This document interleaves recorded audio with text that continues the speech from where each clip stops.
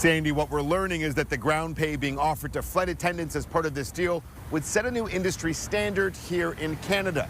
As for the hourly pay increase for junior cabin crew, well, that would still leave some struggling to make ends meet.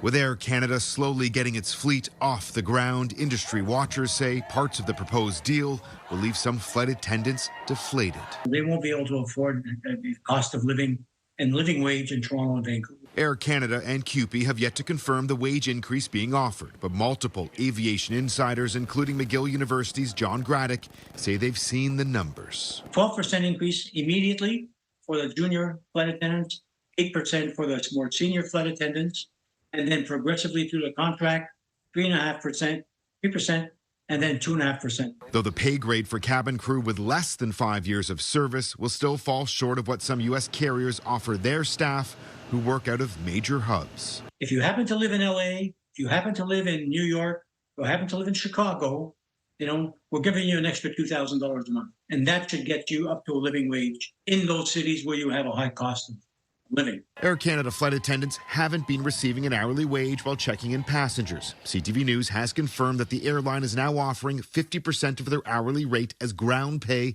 for the first hour of pre-flight work on a narrow-body aircraft and 70 minutes for larger planes.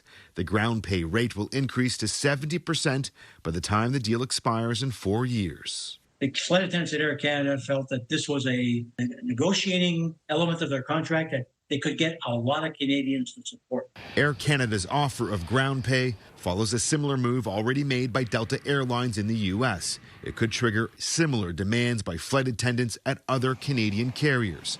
WestJet's contract with its cabin crew expires at the end of the year. A source tells CTV News that CUPE began presenting the Air Canada offer to their members this morning. Voting is expected to be completed by the end of next week. Sin. Okay, Adrian, thank you.